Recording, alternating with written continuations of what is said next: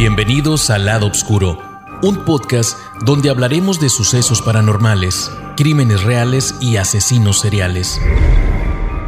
Juntos buscaremos respuesta a aquellos crímenes que nunca fueron resueltos o causaron histeria colectiva.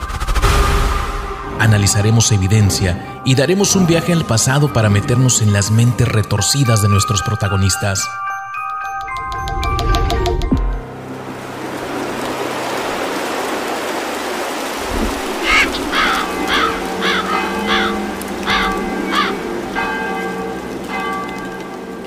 Las historias más aterradoras no siempre vienen de la ficción. A veces, lo más espeluznante es lo que queda escrito, firmado, sellado en diarios, cartas, testimonios. A veces el horror es real. En los campos tranquilos de Tennessee, en una época de fe y superstición, una familia fue atacada. No por bandidos, no por bestias, sino por algo invisible, persistente y rencoroso. Una voz sin cuerpo, una fuerza sin forma, un odio con memoria. ¡Voy a matarlo! Lo que comenzó como ruidos en la noche se convirtió en golpes, gritos, maldiciones. Una familia fue testigo, el pueblo cómplice y la historia eterna.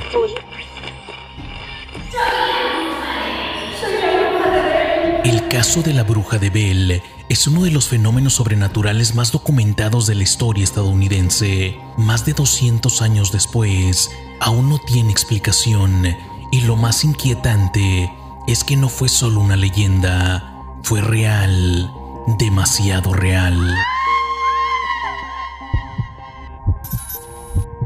Yo soy Marcos García, tu guía en este viaje a través del Lado Oscuro, un podcast donde desenterramos los secretos más oscuros de los asesinos seriales que han acechado en las sombras de la historia. Pero esta vez desenterramos la historia de una maldición que habló, razonó y mató.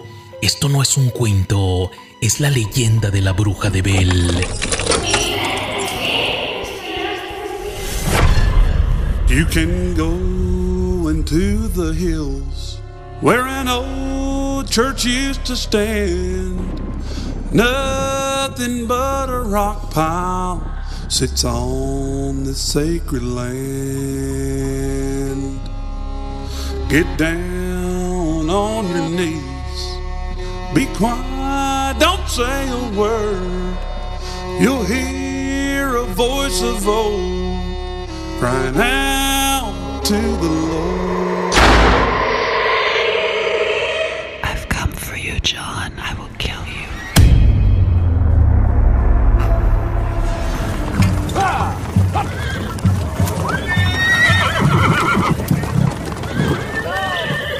El año era 1804. La recién formada nación de los Estados Unidos apenas empezaba a expandirse hacia el oeste. Las tierras del sur ofrecían promesas de abundancia para quienes estuvieran dispuestos a enfrentarse a la soledad y a lo desconocido. John Bell, un hombre de negocios, veterano del campo agrícola y devoto cristiano, decidió dejar su hogar en Carolina del Norte y llevar a su familia a una tierra más fértil. Junto a su esposa Lucy y sus hijos, incluida su pequeña hija Elizabeth, conocida como Betsy, emprendieron el viaje hacia lo que hoy conocemos como el condado Robertson en Tennessee. Compraron una propiedad de más de 300 acres. El terreno era generoso, buenos cultivos, ganado sano y un arroyo limpio que cruzaba la propiedad. John era un hombre firme, respetado por su comunidad, y su esposa Lucy era conocida por su serenidad y piedad. Durante los primeros años, todo parecía bendecido. Los Bell se integraron rápido a la comunidad de Red River, asistían a misa cada domingo, ayudaban a vecinos, enseñaban a sus hijos los valores del trabajo duro y la fe. Por fuera, todo era armonía, pero había detalles sutiles que nadie notaba. El terreno que había comprado, aunque fértil, era tierra antigua, tierra que había pertenecido a otros. Según viejas voces del valle, esa parcela tenía historia. antiguas disputas, juramentos rotos y una familia, los Batts, especialmente una mujer llamada Kate Batts, que aseguraba que John Bell le había robado algo más que dinero, le había robado su dignidad. Al principio, nadie tomó en serio aquellas palabras. Kate Batts era considerada excéntrica, quizás desequilibrada, pero hay quienes aseguran que su linaje estaba ligado a prácticas ocultas, que sabía cosas que otros no, que hablaba sola y no siempre en inglés. Las disputas se calmaron, pasaron los años, pero la tierra nunca olvida, y en algún lugar entre los árboles algo despertaba. Los Bell no lo sabían, pero su historia ya estaba escrita, y no era una historia de cosechas, ni de fe, y tampoco de prosperidad. Era una historia de voces, de golpes en la noche, de un nombre repetido por generaciones: la bruja de Bell.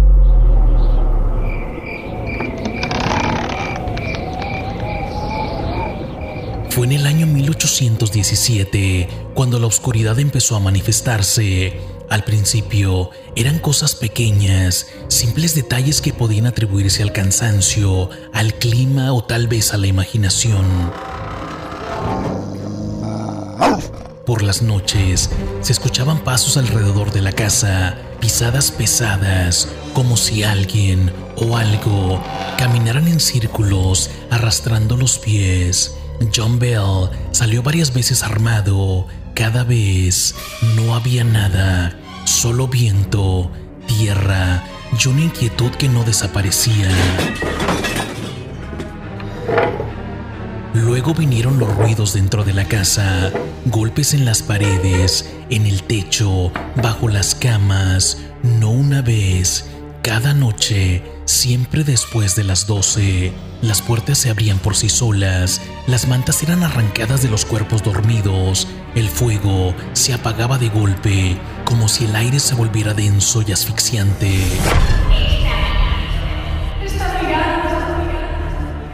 Los niños empezaron a tener pesadillas. Betsy, la hija menor, despertaba gritando. Decía que una mujer sin rostro la tocaba mientras dormía. Lucy, la madre, la consolaba, le rezaba, pero su propia fe comenzaba a flaquear.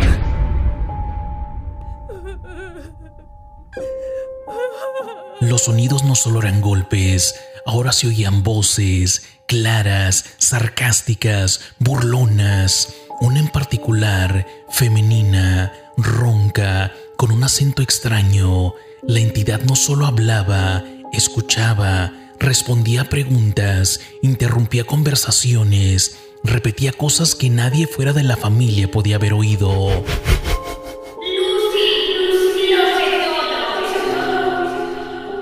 El ganado comenzó a comportarse de forma errática.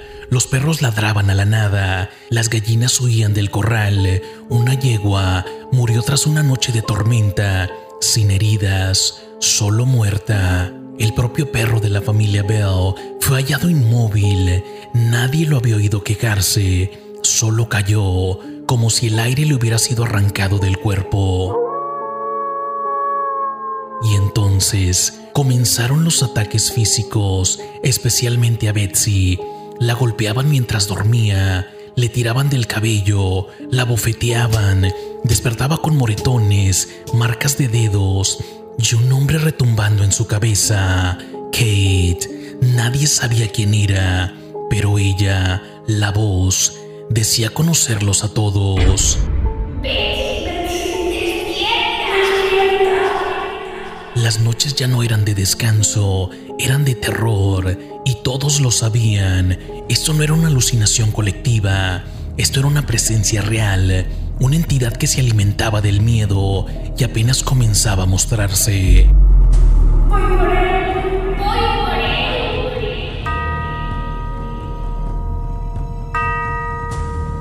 La familia Bell intentaba resistir, oraban más, ayunaban, sellaban puertas, pero nada detenía la voz, y pronto esa voz dejó de ser un susurro sin nombre para convertirse en una presencia con propósito. Mi nombre es Kate. Fue Betsy quien la escuchó primero, luego Lucy, luego John. La entidad se nombró a sí misma Kate, y aunque no dio apellido, todos en el pueblo pensaron de inmediato en una sola persona, Kate Batts. Kate Batts era una vecina peculiar que vivía a pocas millas de los Bell, viuda, malhumorada, muy religiosa, o al menos eso decía. Tenía fama de supersticiosa. Algunos decían que practicaba cosas raras con hierbas, otros que hablaba sola en el bosque, pero lo que todos recordaban era su disputa con John Bell. Me robaste, maldito. Años atrás, John le había vendido una parcela de tierra. Kate alegó que él había alterado el contrato y que le debía dinero. John lo negó todo, pero Kate, dicen los vecinos, le lanzó una maldición ahí mismo. Le dijo que sufriría, que su familia lo vería caer y que ella misma, aunque muerta, lo haría pagar. Y lo cumplió, porque desde que la voz dijo llamarse Kate, la agresión hacia John Bell se volvió personal. Ya no era solo una presencia en la casa, era una condena. Lo insultaba, lo amenazaba, se burlaba de su edad, de su fe, de su autoridad como padre.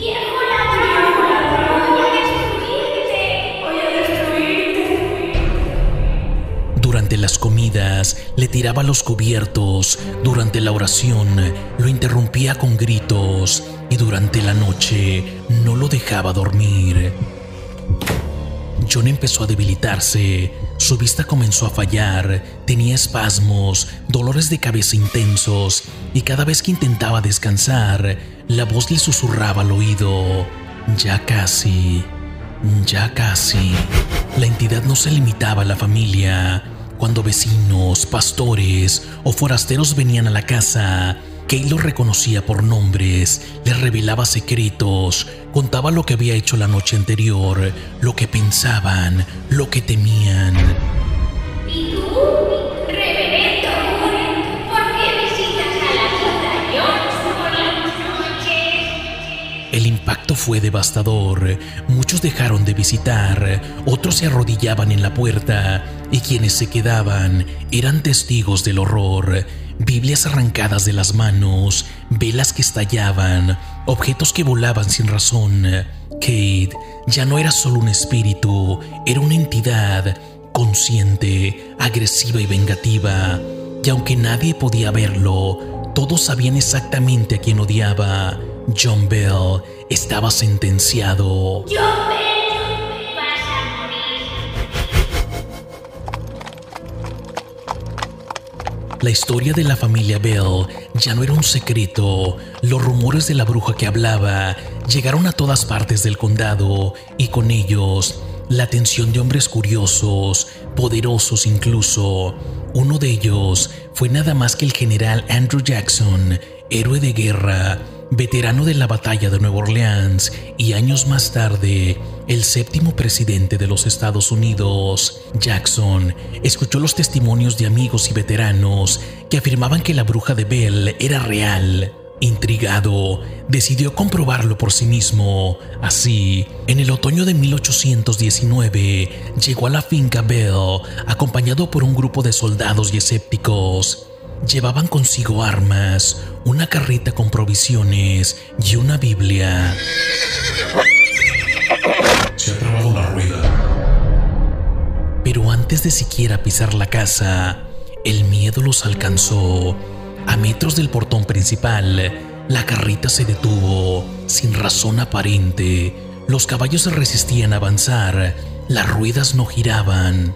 Los hombres revisaron el terreno, nada estaba atascado, el camino era llano, era como si algo invisible sujetara la carreta. Uno de los hombres juró que algo le susurró al oído, otro cayó al suelo con un espasmo, un tercero, aterrado, intentó regresar a pie, pero se perdió entre los árboles. Fue entonces cuando, según testigos, Jackson murmuró una frase que nunca olvidaría: "Por Dios, esto es real". Esa noche, Jackson y sus hombres fueron invitados a dormir en la casa, pero dormir fue imposible. Uno a uno, los hombres fueron acosados, las sábanas les fueron arrancadas, sus caballos chillaban como si los azotaran, escuchaban sus nombres, sus pensamientos, sus pecados. Tú robaste de la iglesia en Virginia. ¿Crees que no lo sé? Jackson, según se cuenta, se levantó en medio de la noche, pálido y tembloroso. Dijo que ninguna fuerza militar podía hacer frente a eso. Al amanecer, se marchó sin mirar atrás y nunca volvió a hablar del tema públicamente. Algunos historiadores dudan de ese episodio, otros aseguran que Jackson sí estuvo allí, pero hay algo que no puede negarse. La historia del general solo reforzó la leyenda, porque si un futuro presidente de los Estados Unidos, un hombre de guerra, no pudo resistir una noche en esa casa, ¿qué más hacía falta para confirmar que lo de los Bell era totalmente real? Nadie me desafía.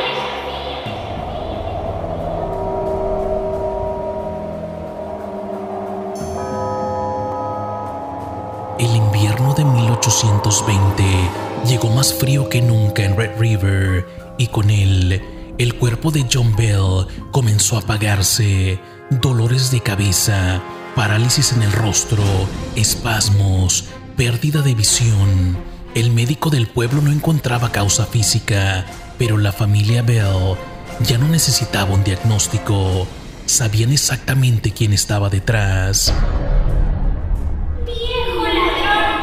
¡Ha llegado tu hora! Cada noche, la entidad parecía más activa. Sus ataques verbales eran constantes. Lo llamaba por su nombre, lo amenazaba. Algunos testigos afirmaron que incluso cuando John ya no podía hablar, la voz seguía acosándolo al oído. El 19 de noviembre de 1820, John Bell no despertó. Su cuerpo yacía inmóvil. Su respiración era superficial. Lucy corrió al estante donde guardaban la medicina, pero el frasco habitual había desaparecido.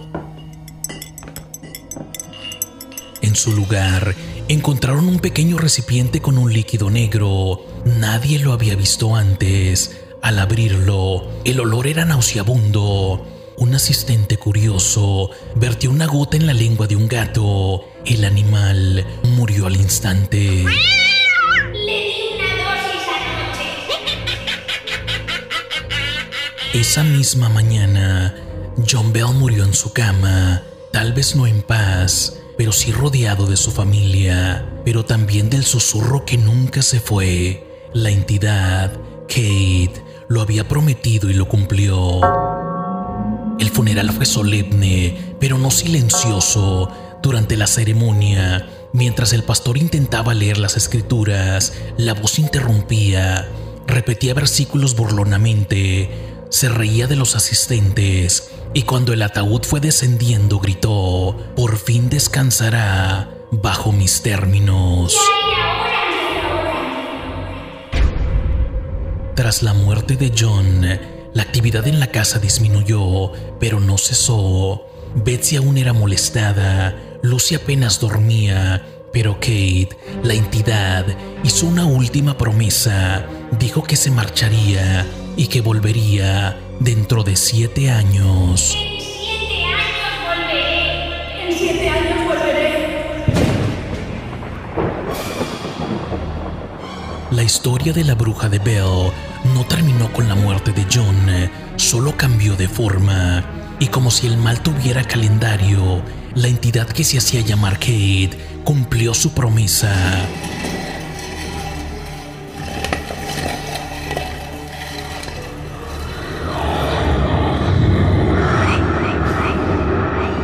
En 1828, exactamente 7 años después del entierro de John Bell, la voz volvió, ya no con gritos, no con golpes, sino con palabras. Durante varias noches, Richard Bell, hijo mayor de John, afirmó haber mantenido conversaciones completas con la entidad. Él escribió que no era una aparición violenta, sino una voz calmada, inteligente, filosófica incluso. Richard, joven serio y educado, escribió en su diario que Kate hablaba del bien y del mal, de otros planos de existencia e incluso del futuro. Hablaba de guerras por venir, de grandes nombres que marcarían la historia y de la caída de naciones. Luego dijo que se marchaba, pero antes dejó otra promesa: volveré en 107 años.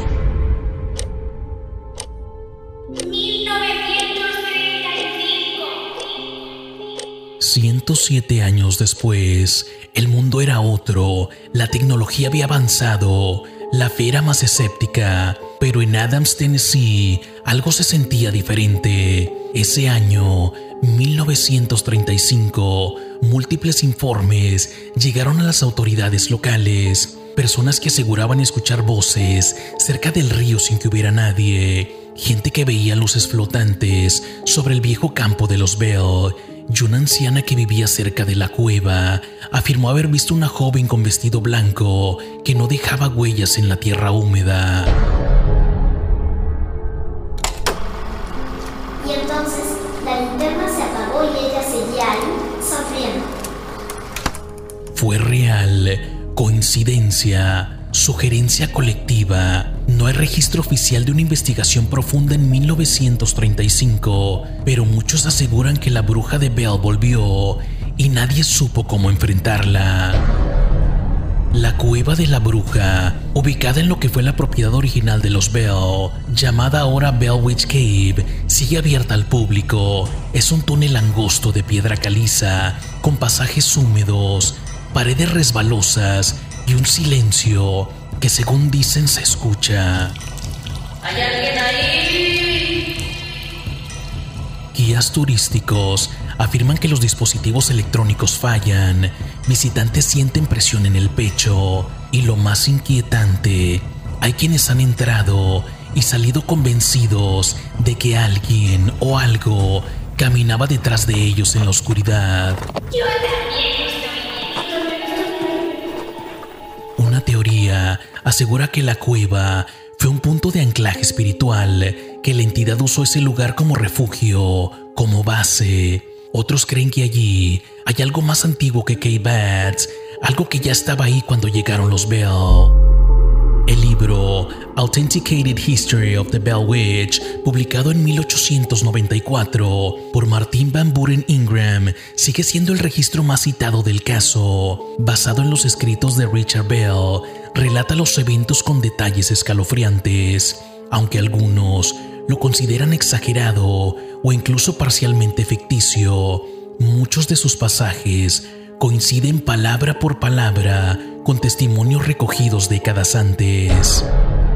Otros documentos, como cartas, diarios de vecinos y notas de pastores, circulan aún entre coleccionistas e historiadores del fenómeno. Ninguno contradice la historia, ninguno la desacredita por completo, y todos tienen algo en común: el miedo. Los escépticos han ofrecido explicaciones racionales, que fue un caso extremo de histeria colectiva, que se trataba de un trauma psicológico proyectado sobre Betsy, que los sonidos eran causados por condiciones de la casa o incluso animales, que el frasco de veneno fue una distracción para ocultar un crimen familiar.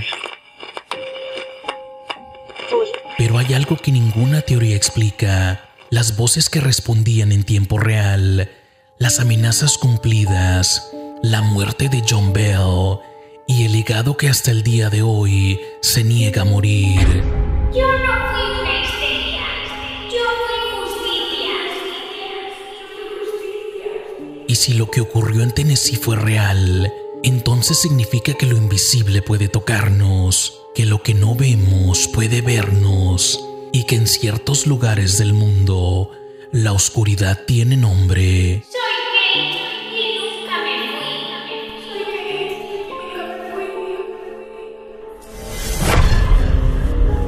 In the early 1800s, the Bell family in Tennessee encountered a terrifying presence. A poltergeist, known as the Bell Witch, tormented them for years. It started with knocking sounds and whispers, but soon turned violent. The witch was said to have cursed John Bell, eventually leading to his mysterious death. Even Andrew Jackson, the future US president, reportedly encountered the witch and was so terrified he fled. To this day, the Bell Witch remains one of America's most infamous hauntings. Was it a vengeful spirit or something darker?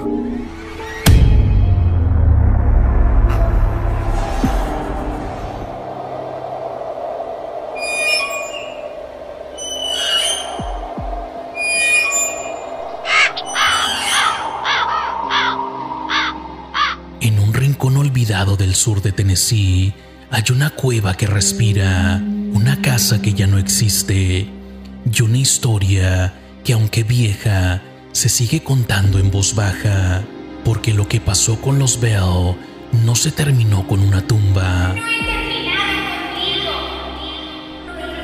contigo.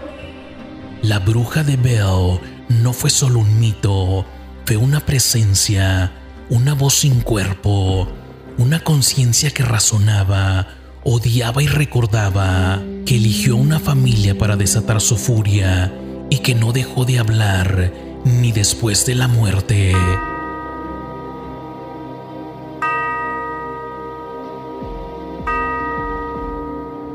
La historia de la bruja de Bell no terminó con la muerte de un hombre, tampoco con la mudanza de una familia.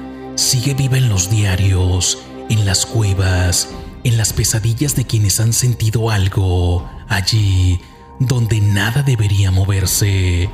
¿Fue un espíritu, una maldición o simplemente el reflejo de una culpa enterrada tan hondo que solo pudo salir en forma de sombra? La bruja de Bell habló, atacó, mató y prometió volver. ¿Te atreverías a dormir en esa casa esta noche?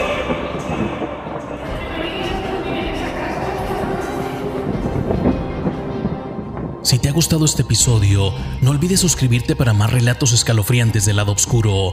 Deja tus comentarios y comparte con aquellos que, al igual que tú, sienten una fascinación por lo desconocido. Yo soy Marcos García. Te espero en nuestro próximo encuentro en el lado oscuro, donde las historias nunca terminan y los ecos del pasado continúan resonando. Hasta entonces, manténganse seguros y recuerden que todos podemos esconder un lado oscuro.